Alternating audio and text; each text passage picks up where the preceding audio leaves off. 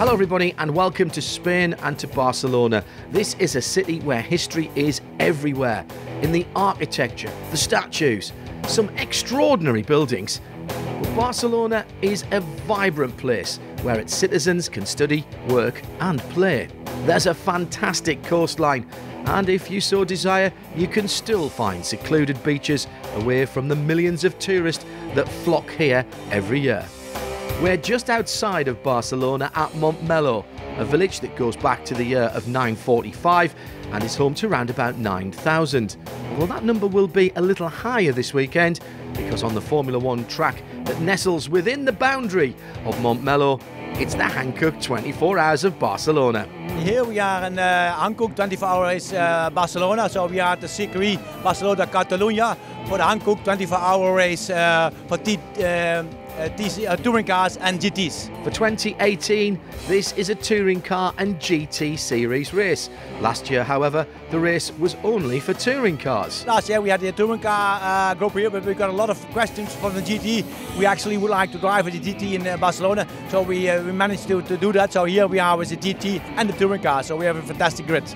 This is the 20th time the race has been run, and locally it's known as the Trofeo Fermín Vélez, an homage to the famous Spanish driver who died in 2003. He was a fantastic driver. He was driving in USA. He's coming from Barcelona, and his family always makes a special trophy because her mother was a designer for jewelry. The weekend started on Thursday with private testing. Friday, it was free practice and qualifying. During the qualifying session, the positions for the start grid were set. The SPX class pole sitter, Lippert Motorsport, weren't really pleased with their overall position. Yeah, it wasn't too bad. We were hoping to go a bit better, but we just didn't quite get the lap in. So, yeah, we'll just see how we go in the race now. The 85 Pro Speed team held pole position until the very end of qualifying. On what everyone expected to be the last lap, Tom Onslow Cole jumped up to second, but as Tom came over the line 3 seconds before the checkered flag fell, he could go on to do one more lap. Yeah, we had a couple of sets of tyres to run in qualifying, and we were quite close with the first set, but as things got quicker and quicker through the session, you know, we wanted to have another go at it. We felt we had the pace to be on pole position, but didn't quite have a clean enough lap. So it was a case of making the decision to see if we went out there to chase it and take the glory of pole position or not. But in the end, the team gave me the opportunity to go for it, and we delivered. Very close call. We made it across the line with 3 seconds to go, and thankfully put the lap together nicely. So pole for Ram Racing, pushing Pro Sport to the second position. We got in a good lap early on and we were hoping it'd be enough, but in the end Tom just pipped us on the last lap, so a little bit gutted for that, but we're feeling really confident going into the race. Charlie's starting, so we'll get a good start. He knows exactly what he's doing. He's done it plenty of times. He also started at Portimao and we won that in class, so we're feeling good. Qualifying also showed some teams that their cars needed extra attention before the race. Well, we were quickest in the test on the Thursday, and then we were always up in the top 3 or 4. Then we found a broken exhaust manifold after qualifying, which had lost us some performance. We managed to fix that, so hopefully we'll be back up there at the sharp end. They'll be 13th on the start grid, but drivers know the start position in an endurance race is of minor importance. We talk a lot about qualifying, but this is such a small part of what we have ahead of us. To get to the end of a 24-hour is a huge challenge as it is. To get there in the lead is something very special. So, you know, we think we've got the speed, we have the car with the Mercedes is very quick, we have a fantastic team with Ram. We just need to be very clean. You know, this is the key. We need to stay out of the pits and stay out of trouble. So hopefully I can deliver this, and the guys racing alongside also. Well, we got to get to the end of the race, so you know, we get to the end, hopefully we're at the top of our class, and wherever we finish overall, you know, anything in the top 10's a bonus really, so yeah. I think we've got to stay out of trouble. Obviously there's plenty of runoff on the first corner. They will be fighting a little bit, but we also have to be a bit safe. I think the first hour or the first few hours in this race, in the past have always been a little bit messy with quite a few safety cars, so as long as we're not involved in one of them, then we'll make sure that we have a clean race and we take it all the way to the end, hopefully. Most drivers will tell you you can't win a 24-hour race in the first corner, but you can lose it there. That doesn't mean you have to take that first corner slowly. Obviously, when the lights go out and you're a racing driver, then it kind of, you have to really watch it. And I've found from experience, if I take it too easy, sometimes that can be worse than sort of being not super aggressive, but being positive. So I'm hopefully going to make it through the first sort of, especially here in Barcelona, turns 1 and 2, they kind of concertina together. You've seen a lot of incidents at the starts of races there, so hopefully we'll get through there. Everybody will get through there unscathed, and we can go from there. If you look at the qualifying times and how close all the classes are together, it will be a battle from the first lap till the fast lap. Pace car is in the pit lane, and it's up to the pole-sitting number 5 AMG GT to set the pace. The Ram Racing team knows they're in for a battle. Saturday, the 8th of September, 12 o'clock, the Hankook 24 Hours of Barcelona is about to start. As the lights go out, the full grid accelerates towards the first corner. Not just the cars in the GT series, but the touring car series who are racing in their own championship. You can see the highlights of that race in a separate programme. Meanwhile, the field are at the first corner and the cars are starting to get into their rhythm without incident. Christian Frankenhout in the number 1 AMG Mercedes. He started from 4th, but already 2nd. In the top 6, 3 Mercedes AMGs, an Aston Martin, an Audi, and the Ferrari from Bohemia Energy. I just stay out of the trouble and try to keep my pace. And for the moment, we are confident the car is working well, and we didn't do any mistake. The tactics of the Prague-based team, not just based on speed. As always, we have a problem with our engine compared to the Mercedes, so for me it was only defending my position, but I think it was quite good. I can keep the 5th position, and everything was good. The GTs quickly catch up with the touring cars. For the drivers, that means they have to pay extra attention to the cars who are racing at a different speed. The German car collection motorsport team have a burst tyre on the front straight, and they will be the first pit caller. In the first part of the race, we had a problem with the tires. No any problem, but in one corner, the car in the rear, the tire break, and only this. Unfortunately, on its way back to the pit lane, the car suffered more damage, but the ingenuity of the pit crew meant the team could get the car back into the race quickly. Whilst out on the track, a code 60 was called to enable the marshals to get the debris cleared.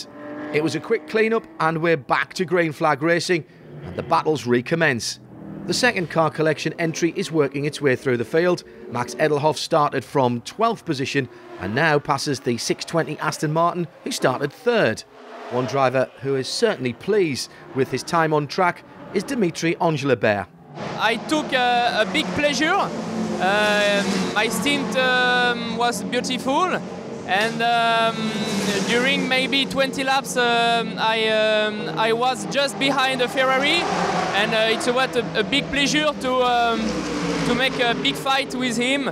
Very difficult to overtake because Ferrari has got a lot of power, and the top speed is incredible with Ferrari. Yes, a good stint. In the midst of that battle, the FF Corsa Ferrari has hit debris that has come from the 33 car collection machine. With the second tire new, we had the same problem. One part of the car was broke, and then we put new tires, and the new tires was broken.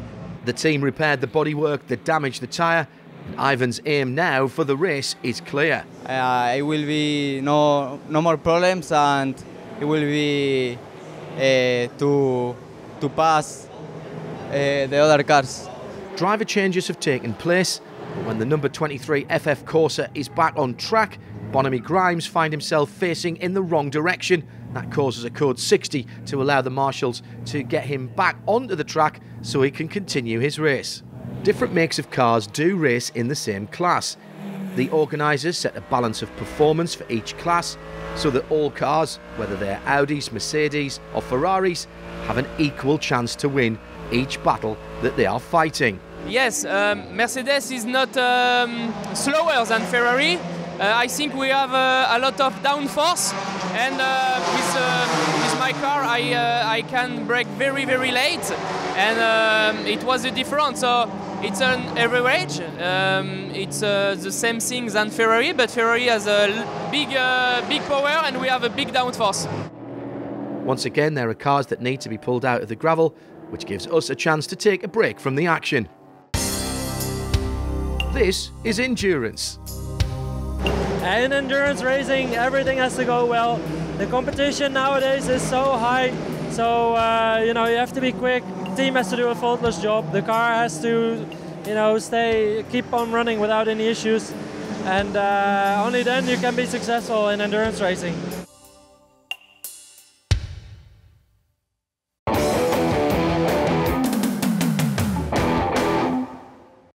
This is the 5th round in the FIA-sanctioned 24-hour GT series powered by Hankook, and we're at the Circuit de Barcelona, Catalunya. Circuit de Barcelona, Catalunya is a very special track. It's got a lot of famous from history, but also from the Formula 1 team. The Spanish fans are really enthusiastic. They like motorsports. It's a fantastic and challenging track for the drivers. So all this together with a big grid makes it very special and interesting for drivers and teams.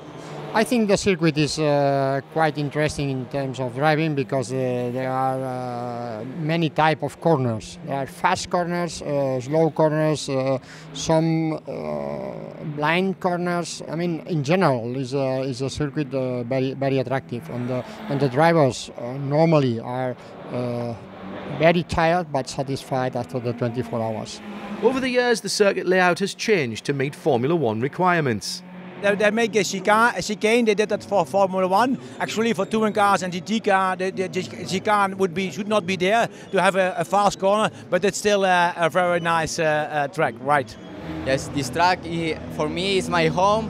I live near here, 5 kilometers near here, and I race here a lot of times, and it's a good track for me and for my driving. I like this track. Oh, sorry, I have to go in the car. Sorry. OK, let's get back to the race then, where the Gulf-liveried Rofco Mercedes is trying to overtake one of the touring car series entrants, but not taking into account the speed difference and the blind spot. While the other car stays on his line, there's a minor collision and both cars continue their race. The EB Motors Porsche is taking a little more care to pass a group of touring cars. No risky passes here, the 555 allowed to take the corner at his own pace, and the Audi will be overtaken at a later stage. The 204 reverses, having had issues. The 65 tries to recover from a spin safely, driving away from the circuit through the gravel trap, but gets stuck. Meanwhile, the 204 had to be recovered back to the pit lane. At turn 13, I believe, I got hit by a Porsche on the right-hand side back wheel after the apex. I have to see what is going on, but for the time being, I believe it's a bit of a problem, but let's see. Still, Julien loves to race this 6.2 litre Vortex 1.0. It's amazing. It's beautiful for a gentleman driver like us. It's fairly easy to drive, it's fairly quick, so it's a beautiful car. There are approximately 60 cars in the race, and be it in class or for overall, everyone is looking forward to getting onto the top step of their podium. That is, if you can look forward. One team that certainly have their eyes on finishing first after the 24 hours is up is Herbert Motorsport, and it wouldn't be their first win. We had good races in 2016 here at Barcelona. This was a year where we could win this race, but we had also some races, especially one year before, that we have a broken gearbox 2 times and didn't finish, so looking forward for this year. Alfred is racing in their trusted Porsche with the number 911. I'm happy to drive this car. I like it very much, and hopefully we can finish this race. Top 3? Yeah, would be great. Hoffa Racing clear about what they expect. A podium, because we deserve it. Shanta did an amazing stint, very fast times. Christian had the fastest lap in the first stint. So 24 hours is long. I hope in the end we will be in the podium. Drama for one of the early contenders for the overall podium. The pole-sitting number 5 Mercedes AMG of Ram Racing has stopped. I just went out for my first stint, and after 3 laps the gearbox broke. I probably had to do with a spin earlier in the race. So yeah, there was nothing I could do about it, nothing the team could do about it. It was just a big shame. So we are out of the contention for the win, but now we're still trying to get up the leaderboard and try to get a good result. Recovery services here is in the capable hands of the Royal Automobile Club of Catalonia, and they have another customer. On the turn number 4, I don't know what's happened, the car number 76, my kicked me out, a big problem, it crashed me half car on the back. I think they have lost brakes, something like that. And after they flight over, I don't know if you have seen the story, but it was terrible. Our race is finished. The Porsche 911 of Herbert Motorsport is currently second. Leading the race, the number 11 Ferrari, Bohemia Energy Racing with Scuderia Praha. Yes, we are our pace, and also the Porsche is not fast like our car, but they are really consistent like us, and we are first and second.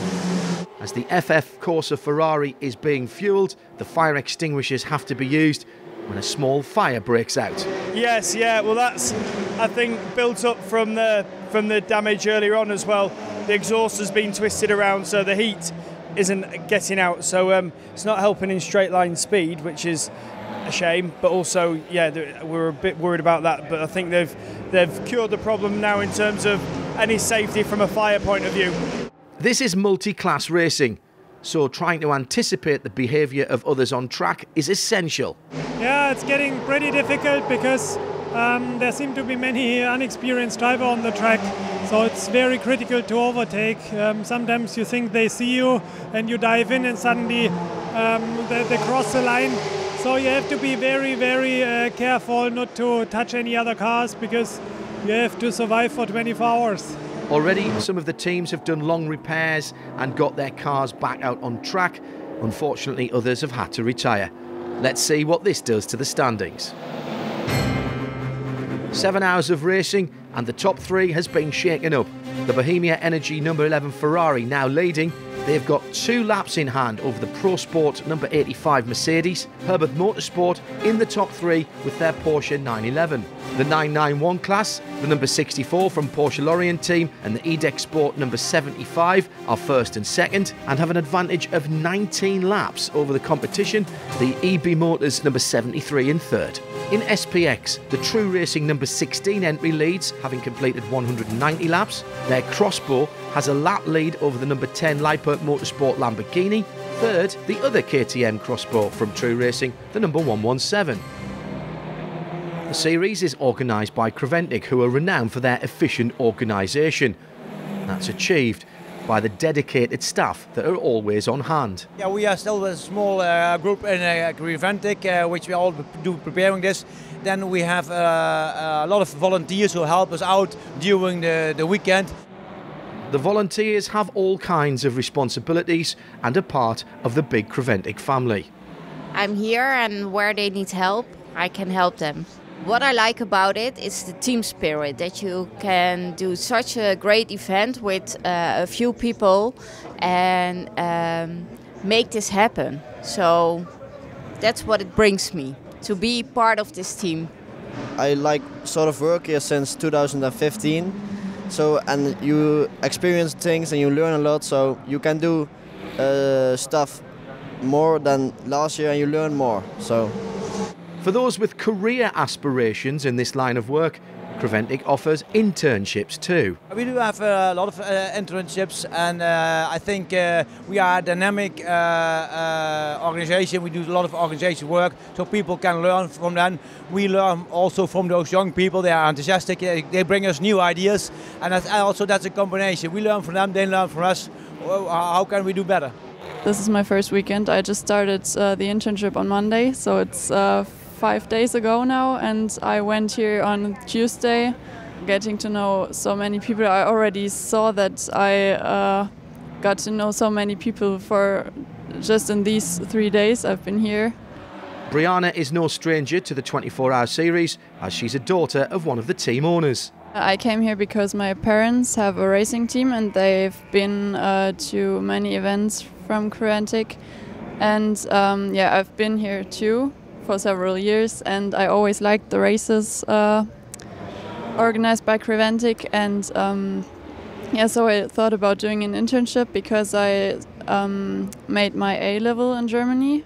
For now, I really like the things I have to do here. It's really interesting to see what is behind the curtains, because I've just seen what's happening during the race from the team view, and now I can see everything from the organization. It's the evening of the 8th of September 2018, and the number 5 Ram Racing AMG GT is trying to claw back positions they lost earlier. The number 1 Hoffer Mercedes AMG is in turn hunting for the top position in the A6 AM class, and ultimately also the overall podium.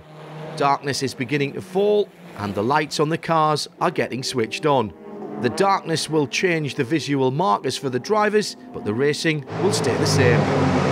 You know, the races are really long, so for the moment everything is perfect, but we still have to do 16 hours. So we are keeping going, and we are doing as best as we can. EDEC will not have the opportunity to race their car in the dark, having already retired, and as Patrick Lafarge can explain in any language but English, this is due to a broken engine. Moteur, no moteur de rechange, donc non, fini, terminé. Et championnat, capote, moteur, too warm. The FF Corsa Ferrari have had to come in. Their diffuser was damaged in an earlier collision and was causing the car to feel unstable, and this has cost them even more time. One of the teams that have joined the Hankook 24 Hours of Barcelona is True Racing. They've brought 2 crossbows. Part of their team is Naomi Schiff, who is happy with their progress. This is an enjoyable series, but our car, the KTM Expo GT4, is particularly good in long distance races. I think we have quite a lot of advantages with our car. Low use of tires, low use of fuel, and the car can just last really long in long distance races, and that's what attracts us to this series. Right now we're fighting quite hard for the lead in our class, which is SPX. We're quite surprised to actually see that we can go for the win in the SPX class, and that's our goal now, to just keep fighting, make it to the end, and hopefully be on the top step of the podium. The Creventic organised endurance series has become a yearly attraction for the Barcelona track. Many visitors, especially those supporting the local teams, turn up. Indeed, the pit box of the NM Racing team is packed with fans. Yeah, we have a full box. All our friends, all our young drivers of karting are here supporting the team and supporting our drivers. It's really nice to see all our karting drivers here supporting also. Unfortunately, everyone could see that there were issues during the pit stop. A Porsche Cup had a little contact with us. So we were checking everything from behind. Diffuser a little bit braked, but nothing important. We are running well. All looks fine. Let's cross fingers. The spectators at the Barcelona track can see that the car that qualified on pole is now smoking at the side of the circuit. In order to recover the Ram Racing number 5 safely, a code 60 is required. When the race is neutralised like this, many teams use the opportunity to get fuel and perhaps to do a driver change. I drove in the dark. Wasn't fun. It was very hot in the car still. We have a problem with air condition and also with fresh air. It's all clogged. So it's much warmer than Portimao, for example. But it's okay. Philippe Borel is about to start his second stint in the 204 Vortex. This is not his first race in this series and not his first visit to this track. Last year, I have Seat Leon, and we have finished third in the category. No drive Vortex, big car, but we have problem. Philippe's stint is off to a bad start, a crash that puts him into the barriers. Well, it's nearly midnight, we're halfway through. We started having a few issues. The diffuser, which is giving you downforce on the rear of the car, fell off the car, and or almost fell off the car, so that's causing some problems for everyone, and the car was a little bit evil to drive, but FF Corsa really worked hard on it. Now it's midnight, a lot of things happen already, big competition, and yes, we're halfway, so halfway to go. Racing will continue through the night. This is endurance. Oh, pushing yourself to the physical limits. That's endurance. Motorsports is anyway a team sport, but when it comes to endurance racing, you have to work much harder together as a team. Everybody has to have a good understanding, and compromise is so necessary. So it's a race where everybody has to come together as a team.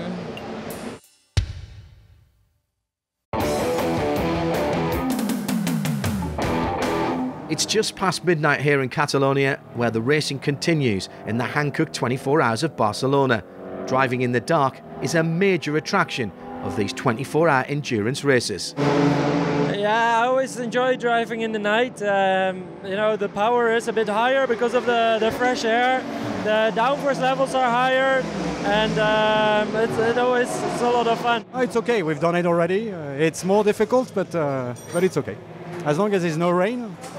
Not all drivers have experience of racing at night. Myself and Johnny have got plenty of experience. Johnny Molam driving the car, but Ivor and Bonamy Grimes and Ivor Dunbar never driven a 24-hour race before, so they just want to get through the night, get some night driving done, and hopefully come out the other side, and then we'll see if we can just plug away at getting a little result right at the end. But just making it to the finish is the main focus for the guys this weekend. Drivers will take a rest, spectators can try and sleep a little, but that's not a luxury available to everyone. No, if you look behind at the crew, I mean, they're working their what's it off. They're working so hard, and for them it's really tough. I mean, for the mechanics it's way tougher than the drivers, because they're awake. Last night we had an exhaust manifold issue, had to be welded. We found after qualifying there was losing its boost and potentially going to damage the car where it was going to burn, have a fire. So they worked till like 4 or 5 in the morning, came back at 7, and now they're going through. So if you see them asleep, they deserve to be asleep. About to get in to do his night stint, Rick Breukers. He started this series in the red Camel Seat. He's since moved on, but he's back here in Barcelona. Normally I'm driving for Lamborghini. Now I got the opportunity to drive for Mercedes, and of course it's a good opportunity. So I'm happy to be here. And now I'm about to go for my double stint. So we will see how that goes. Any 24 hours is not easy, and the experienced drivers know this. Well, I've done a lot of 24-hour races, so I know that there's always a moment in every 24-hour race I've ever done where I question my sanity for being here, and I think this one is no different so far. But I haven't got to that point yet, so we're having fun at the moment. Battling for second, the 85 Pro Sport Mercedes, but they need to come in. We had a problem with one of the brake calipers. It locked on, so Charles was having a hard time getting the car to roll. We had to get here, open it up, and get it freed up. And that took quite a bit of time, unfortunately. Well, we'll look up there and add a lap back and say, what if it could have been. In endurance racing, consistency is a key word, but not every type of consistency is helpful. Yeah, we had a problem with the pin that is keeping the wheel. They just cut and I lost the tire, the left rear. It's funny because it happened to me exactly the same thing in 2014 in the same corner. So maybe they doesn't like me, the corner. Still, an enjoyable enough stint. Yeah, it was very good. I had a problem in the first couple of laps, but then it was smooth, very nice. And not as warm as in daytime. The Nova race Ginetta was recovered to the pit lane, the green flags are out again, and we return to full speed racing. Italian team EB Motors racing their Porsche 991 Cup, but then the dashboard says there's a problem. I see the water temperature that go high and high, and we return to the pit, and then we check and we see that we have some problem with the engine, and so we decide to retire the car. This could be collateral damage from the accident the team had earlier in the afternoon. Yes, we think so, because my father in his turn have some problem, one car that crashed in the back, so we repair it, but I think that the problem with the engine is a part of this damage. Nova Race missed the event here last year as it was touring cars only, but they're back, but not in the car they intended to race. It's very nice, we're back because we haven't been driving here for 2 years. Now we're back, and we were supposed to come with the upgrade of the Ginetta, but we could not arrange the car, so we're driving with the old G55 without traction, without ABS. So we're doing good. It's good because on the endurance races the difference in performance is flat down if you have the good driver driving, so no problem. Number 11 Ferrari have had a good race. Now in second, but that position is in danger. We were just going, and suddenly when we changed the brakes, the car started to have a really long brake pedal, and we couldn't really understand what was happening. So we tried to really reset the ABS, to do all the procedures, but nothing was really helping it. Then we stopped, changed the brake pads, which cost us lots of time. And then finally we stopped for the fuel. We reset all the car completely, which took some time again. Then we came back, but it was code 60. So I couldn't really try, but then Matteo came in the car, and in the end it was fine. So luckily now everything is fine. We have to hope that it will stay like this till the end of the race. An accident to one of the Touring Car Series competitors has caused a code 60, and with 3/4 of the race completed, it's a good time to look at the standings. Coming out of the night as overall leader is the number 911 Porsche from Herbeth Motorsport with a 2-lap advantage over the number 11 Ferrari from Bohemia Energy. Third, with 493 laps completed, the Rofco Racing number 31. Fourth overall and leading the A6 AM class is the Hoffa Racing number 1. After 18 hours, they have just 33 seconds advantage over the Pro Sport Racing number 85. 1 lap further back, in third position in class, the number 34 from Car Collection. The number 215 Ginetta G55 has a 30-lap lead in GT4. The identical car from Nova Race, the number 227, is second, and QSR is third. Series sponsor Hankook bring a lot of new tyres to the track and get a lot of used tyres in return. These used tyres are analysed by Hankook tyre specialists. After the life cycle of the tyre, that means when the stint is gone, the tyre come back to us. We demount the tyre, then you saw the tyres over there, how many of them there are already waiting, and then we select some of them for a so-called internal check. What we are doing there is we're checking the tyre wear, which is very, very important, not only for us, especially for the teams, because then we can tell them, okay, your car setup is good, your car setup can be improved in some directions, however, and we also select data about, for us, which are for us internal very important, about life cycle, mileage, and especially camber angles and so on. Look, here, for example, what we're doing here is, you see this is the tire after using. This is the normal surface of the tire. After cleaning, the tire look like that. So that means we put all the pickup tire away to see the clear picture of the tire. From this side, this was the outside we used, this was the inside, you can see a big difference. Here you can see the tire wear, where you have the so-called indicators. Outside it looks really good, but here inside the tire, you see it's nothing there, it's gone. And you see also the different shape. Here especially, it really looks very good. Here the problem already starts, and this is already a zone inside the tire where the tire was used almost too long. Still the tire was in a good condition, but maybe another 5 laps and problem starts. That's the reason why we check this. Teams use all that information to set up their cars even better than before and to improve their performance and their championship chances. Time for the tyres to start working again as the green flag is waved. 18 hours completed, daylight on the verge of returning to the Catalan region, teams starting to reflect on this race. Neil Montserrat is very enthusiastic. Yes, really, really good. We are really happy. The boys are performing really good. The car is amazing. We are with a brand new Ginetta G55 GT4 2018 spec. It's the first race for us with a GT4 full spec car. We are preparing for GT4 series and 24-hour series next year, full championship. So this race is really important for us. It's the first race and we are performing really well already. The team did an amazing effort. Mechanics, engineers, and the drivers, the 5 drivers are developing really good. The number 204 Vortex V8 has already endured 2 crashes, and in the early morning, they're in trouble again. The driver was in the stadium, turn 10 at the end of the break. One car touched it on the rear train. It was the second time that we changed. We don't have enough pace to change spare parts. We have a lot of crash this race, and we have a spare part for 2 crash, not for 3 crash. Outside, it's getting clearer on the track, but it's a different story if we're asking for clear standings. Yeah, it's always like here. It's the Ram Racing cars, the Pro Sport cars, and our drivers, their drivers, so it's quite equal. The team is a mix of professional and amateur drivers, and that's essential for the team's success. We had a very good setup done by our pro drivers, so it's very easy for our amateur drivers to go.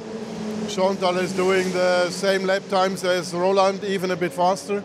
So we all have to get up with our pace to be as fast as she is. She's now in the car for nearly 1.5 hours, so it works fine. And their competition are also happy with their pace. The car is very good. The team make a good job. We was not so lucky with the code 60 fast. Every time we was in the box, before, behind. So, but we are on the third places. It's okay. The racing is still right on the ragged edge in this FIA-sanctioned endurance race, enjoyable for spectators and teams alike. The Crossbow True Racing is in the pit lane for a regular pit stop, but the team makes an extra repair to the side window. Our car has no doors. We have a canopy that opens like to the front. So we have safety doors. When we have a rollover, there's a safety door that the driver can put out. And I think during a driver change, someone hit the emergency door and then the window fall off. For sure we had to fix it because it's dangerous when the door is open. Pro Sport number 85 is 5th overall, but the A6 AM Mercedes has the number 17 A6 Pro Mercedes of EDEC Sport chasing them down. We had a little contact and he was the winner of that contact, but it was all fair game. We were just racing and I think he was a little bit quicker than I was, so yeah. After passing the A6 AM entrant, the EDEC Sport number 17 sets their sights on the Rofco number 31, but the Rofco team have a couple of laps in hand and their car is running perfectly.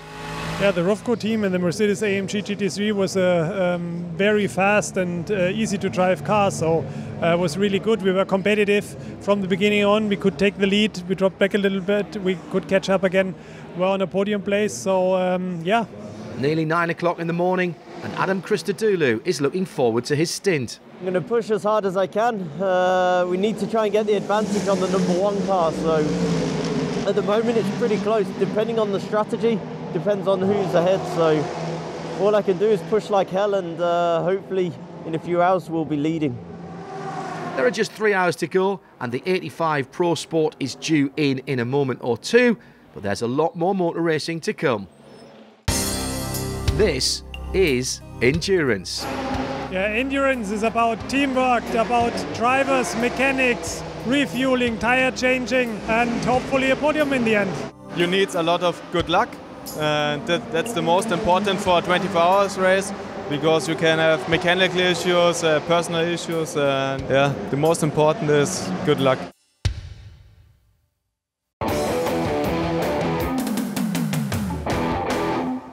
It's busy on the Catalonian circuit. The Hankook 24 Hours of Barcelona has brought 41 teams with 49 cars and 198 drivers to the race. But that's not all the teams and drivers who are competing for 24 hours this weekend. As the race on the track commenced, exactly at the same time, sim racers started their event and their race goes all the way through to 12 o'clock this afternoon. Well, we are in the Circuito Barcelona Catalunya, in the room for the eSports, and we have 15 simulators, and we are making a very big competition. I'm very proud of this. That is the 24 hours of sim racing. What is missing for the e-competitors, though, is the diversity of cars that we see in the real race. Well, for the virtual race, we always want to make the most exactly conditions of competition, equalize all the participants, equalize all the drivers. So for this, in the virtual, there is only one class of car. It's the Porsche RSR 911. And it's the only car the sim drivers can drive. Because there are Porsches on track outside, there is an opportunity for comparison. It's very funny, but the times for the lap is almost the same in the real than in the virtual. Almost the same. One of the competitors, Alberto Fabrega, is part of the commentary team for Formula One for the Spanish broadcasters. He's having his maiden race here in Barcelona, and his first stint wasn't easy. There is a lot of things that you don't control. I'm still not really used to the car, to the circuit, to how to develop and try to improve the times, and watching to the mirrors to try to do not be the number one of the race, just clashing with the leaders or something like that. So yeah, I suffered a lot on the first stint. I was quite nervous, and there is some tricky situation for me, but I'm pretty much sure that at the end of the day, so it's 24 hours, I will say that I will enjoy a lot. Everyone who is involved is loving having the virtual race here during the 20th year of the 24 Hours of Barcelona. And there's proof that crossover from virtual to real racing works. We already experienced this thing that from in 2008 here in Spain. Lucas Ordóñez was the very first driver who became from the virtual to the reality, and after him, a lot of drivers make this same way. So the way is still going. So we expect a few of today's e-competitors soon to be in a race car on the tarmac. Back from the pixels to the smell of rubber on tarmac, just 3 hours to go. The 911 of Herbeth Motorsport has a 2-lap lead to its nearest competitor. It's only a small margin though, as a lot can happen in 3 hours. Pro Sport have done their driver change. Adam Christodoulou now behind the wheel. Charlie Putman has finished his stint. Woo! It's warm out there. But that's a very physical track, very, very physical track. Works a lot. So we had fun though. Yeah? Yeah, it's a race. I mean, you know, a lot of times we go into these things and the 24-hour races are sort of decided, you know, by the last couple of hours, depending on lap leads. And we've got 3 cars doing really good lap times on the same lap. It's just push, push, push. You know, you can't just cruise. When you have 3 cars running that close, looking for position, it's go for every tenth. NM Racing needs people power to get to its pit box. We break transmission part, one of the transmissions of the rear brake. Team did an amazing job. 15-20 minutes and we are on track again. The Ginetta number 215 had a huge lead in the GT4 class, but that's now in danger. It was really scary because we thought when Xavier was driving, Xavier Lloveras, he speak on the radio, I'm just in the chicane, I have no traction, so he come only with the rolling speed, rolling to the pit lane. If we lose the traction in sector 1, race finish for us. So. The fastest lap of the race belongs to Jake Dennis in the 6:20, but their issues earlier on mean that their chances of a podium positions are all but lost. Well, pretty slim for us. We're a long way back, we're going to put our 2 AM drivers in for the last 2 stints so they can continue to gain some more experience. It's actually their first time in a GT3 race, let alone a 24-hour race. So it's been a great experience for them, and we're sort of trying to build their experience up, ready for the next one we're going to do in Kota. As we tick towards the 24th hour, the Bohemia Energy Ferrari is trying to get as close as possible to the lead of the race. It's tough because the battle on the lead is really close, and all the time the leaders are changing, and especially now in the end, the Porsche, the Herbert Porsche is really mega fast, and we had little issues during the night where we had problems with the brakes, so we had to repair and stop 2 times, which wasn't planned, and that cost us lots of time, unfortunately. So now we are just trying to push as hard as we can to really catch them, which is probably not happening. Hoffa Racing is fighting for the win in the A6 AM class and for championship points. The team uses race tape to get their car back to the track as fast as possible to get back in the battle. 3rd overall, the Rofco Mercedes. But there's smoke coming from the engine when it comes in for its pit stop. We had a problem with the belt, the alternator belt, which also connects the water pump. So water temperature went up, and battery went down. So we came in. The crew worked as hard as they could to change the belt and get the car back into the race, but the problem returns immediately. Obviously something is wrong again. So it's really a shame because we were on a pretty safe third place, and to lose a podium here after such a hard race in the last hour is really disappointing. In the last half an hour, the 446 Ginetta of Endurance Team Romania is having issues too. The gearbox goes to the neutral, and then I make, after 2 seconds, you go to fourth gear and I spawn. I couldn't make anything. Additional problems forces the car to retire. We had the problems first time with the gearbox, now we lose oil from differential.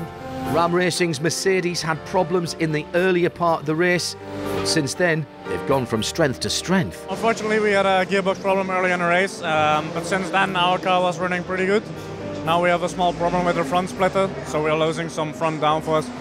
But in general, our lap times are really competitive, and it's a shame that we couldn't go for a good result, because I think the team and all the drivers in the team, we deserve to have a good race. Ram started from pole, of course. The current leader is proof that your position in qualifying doesn't really mean a lot in endurance racing. Yeah, we started on P9 in qualify. After qualifying, now we're P1 in the race. It's only one lap between us, and if you see at the Mercedes a few minutes ago, everything can happen, especially in the last minutes of a race, and we hope to continue until the end. Team Herbert Motorsport didn't need to relinquish their lead. Daniel Alleman made no mistakes, brought the car home after 24 hard-fought hours as the overall winner of the Hankook 24 Hours of Barcelona. He's proud of the team's results. Oh, I don't know. Everything's okay. Everything works. We have good driver change. We have a good car. Everything. No problems. Taking that checkered flag is a feeling beyond compare. Oh, I feel it like a bird. Everything is okay and everything works very well. I'm so happy. Yeah? Out of the number 11 Ferrari, an exhausted Jiri Pišarik. Yeah, it's very hot. I am completely dead. There is quite hot, and also it's big responsibility to take a last stint. The team had hoped for a better finishing position. First place, but due to the brakes, we couldn't today. Next time. I'm very happy to the result. For the first participation for 24 hours, it's fantastic for me. The race organisers are very happy with the diversity in both of the series racing this weekend. It was fantastic. I've never seen so much competition. And look over here, a Porsche, Ferrari, Mercedes, number 1, 2 and 3. It's fantastic. And in the TC category, here, a Cupra, Audi and a Seat. It's amazing. And the result was very interesting because the beginning was probably more oriented through Mercedes. Finally, Porsche won, Ferrari was second. I think it was a very, very interesting race, and also in the other categories also was very interesting. Big fights, and two teams of Barcelona won some categories. That everything for me was fantastic. After 24 hours of racing, it's the Herbert Motorsport number 911 Porsche that takes home the Trofeo Fermi Velez. A one-lap gap back to second, Bohemia Energy Racing with Scuderia Praha Ferrari, and EDEC Sport Racing number 17 is third. In the classes, of course, it's the same three teams who take the A6 Pro class. Herbert on the top step, Bohemia 11 second, EDEC number 17 third. A6 AM goes to Pro Sport number 85. The Hoffer number 1 is second, and Car Collection 34 in third. Lippert Lamborghini number 10 wins SPX ahead of True Racing's number 116 and 117 in second and third. In the 991 class, Porsche Laureate number 64 team takes the top step with their 65 sister car second, and the QSR number 94 in third. And the GT4 win goes to the local NM Racing team, Nova Race second, QSR 254 in third. After the podium ceremonies, a photo opportunity with the overall winners of the 24-hour GT series, the 24-hour touring car series, and the winners of the 24-hour e-sport competition. It was very tough, especially on you know, the ice and all the back pain that you get from being sit in a seat like this for like a very long period of time, because the stints were very long. So it was very tough physically, and mentally it was just focusing on your times and doing what we do best. This was the 20th running of the 24-hour race here in Barcelona, and it certainly won't be the last. Of course. We are really orientated to make at least 5 years more. We are dreaming to make much more years of 24 hours of Barcelona. Our next race is 12-hour race of Spa at 12 October. So we hope to see you there. And that is where the European Championship will be decided. The Hankook 24-hour touring car series was racing here too at the same time, and you can see all of the excitement from that race in a separate programme.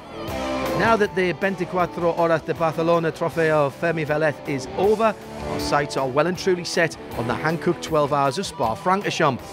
This is where the championship will be decided, so be there as a spectator or a competitor. All of the information is on 24hgtseries.com.